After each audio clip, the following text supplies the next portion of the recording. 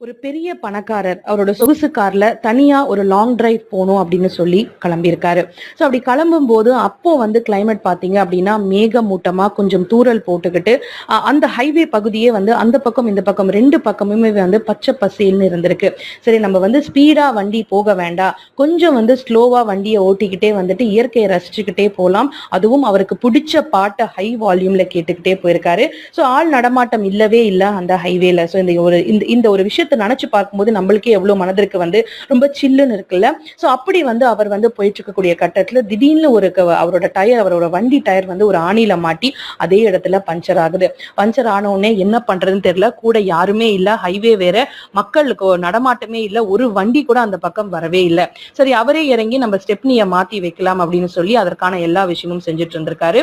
So அந்த ஸ்டெப்னியை வந்து எடுத்து மாற்றுறதுக்காக பழைய அந்த பஞ்சரான டயரை வந்துட்டு அதோட இருக்கக்கூடிய நட்டுகள் எல்லாம் கழற்றி அந்த 4 நட்டிலும் வந்து கழட்டி அந்த டயரை வந்து எடுக்கிறாரு. அந்த டயரை எடுத்து கீழே வச்சுட்டு ஸ்டெப்னி டயரை எடுத்துட்டு வரதுக்காக போகும்போது அவர் வந்து தவறி, அதாவது கால் தவறி கீழே விழுந்துடுறாரு. கீழே விழுந்த உடனே அந்த 4 நட்டுகளும் பாத்தீங்க அப்படின்னா அப்படியே உருண்டு போய் பக்கத்துல இருந்த ஒரு சாக்கடையில விழுந்துருச்சு.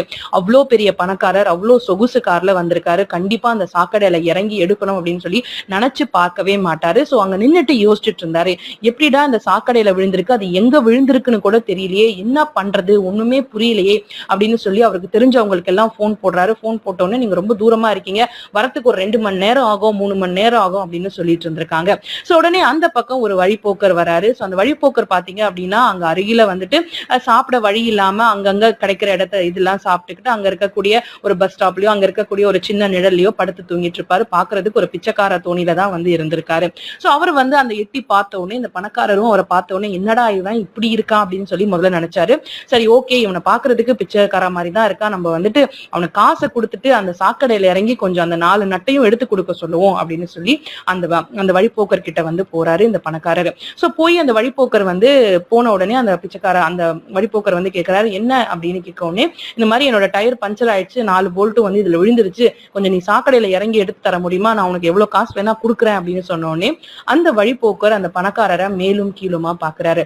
பார்த்த உடனே இந்த பணக்காரருக்கு பயங்கரமா கோவம் வந்துருச்சு. என்ன இது, உனக்கு எவ்வளவு காசு தரேன்னாலும் என்ன இப்படி பாக்குறா அப்படின்னு சொல்லும் போது, இல்ல சார், நீங்களும் இறங்காதீங்க, நானும் இறங்க மாட்டேன், நீங்க ஈஸியாவே இந்த டயரை மாட்டிட்டு நீங்க ஸ்டெப்னியை மாட்டிட்டு நீங்க போலாம் அப்படின்னு சொல்ல உடனே அவருக்கு ஒண்ணுமே புரியல. என்னது இது, இவ்வளவு ஒரு பெரிய சொகுசு காரை உன் வாழ்நாள்ல நீ பார்த்திருக்கவே மாட்ட, உனக்கு முதல்ல இந்த காரை பத்தி என்ன தெரியும், அதுவும் என்கிட்ட நீ இந்த விஷயத்த சொல்லிட்டு இருக்கியா, காரை பத்தி எல்லா விஷயங்களும் தெரிஞ்ச நீ எனக்கே வந்து சொல்லிட்டு இருக்கியா அப்படிங்கிற அளவுக்கு இந்த பணக்காரர் வந்து அந்த வழிபோக்கரை பார்த்து திட்ட ஆரம்பிக்க முன்னாடியே வந்து அந்த வழிபோக்கர் வந்து, அதெல்லாம் சார், ஒரே ஒரு ஐடியா நான் உங்களுக்கு சொல்றேன், இதை கண்டிப்பா நீங்க செய்யுங்க, உங்களுக்கு வந்துட்டு ஈஸியா நீங்க எந்த இடத்துக்கு போகணுமோ போயிடலாம் அப்படின்னு சொல்லி.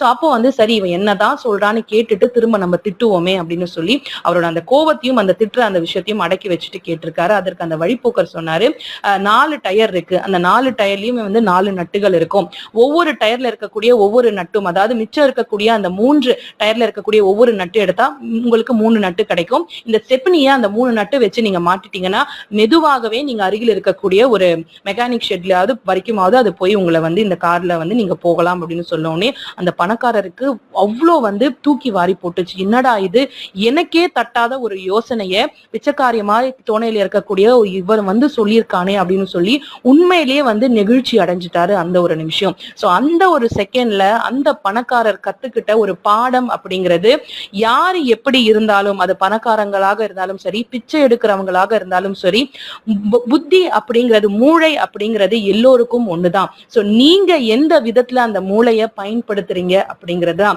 சோ அந்த இடத்துல அந்த பணக்காரருக்கு, அவ்வளோ பெரிய சொகுசு காரு ஓட்டிட்டு வந்தவருக்கு, இந்த 4 நட்டுகள் வந்து மித்த இருக்கக்கூடிய 3 டயர்ல இருந்து ஒவ்வொரு நட்டை கழித்து இந்த ஒரு ஸ்டெப்னி டயர்ல வச்சு நம்ம போக முடியும் அப்படிங்கிற ஒரு விஷயம் தோணவே இல்லை பாருங்க.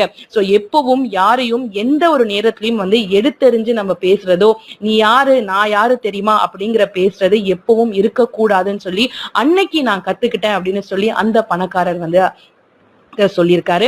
சோ இந்த விஷயமானது நான் வந்துட்டு Facebookல ஒரு பதிவாக படிச்சேன். உண்மையிலேயேங்க நம்மளுக்கு எவ்வளவுதான் நம்ம மிகப்பெரிய ஒரு சயின்டிஸ்டாக இருந்தாலும், மிகப்பெரிய ஒரு விஷயத்த நம்ம சாதிச்சாலுமே எப்பவும் நம்ம வந்து தன்மையா இருக்கணும். நான் இன்னும் நிறைய கத்துக்கணும் அப்படின்னு சொல்லி எந்த விஷயமாக இருந்தாலும், சின்ன சின்ன விஷயமாக இருந்தாலும் ஒரு குழந்தை கிட்ட இருந்து கூட சில விஷயங்களை நம்மளால கத்துக்க முடியும். சோ யாரையுமே பாத்தீங்க அப்படின்னா ஏளனமா பார்க்காதீங்க. யாரையுமே வந்து உங்களை விட கம்மி அப்படின்னு குறைச்சு மதிப்பிடாதீங்க.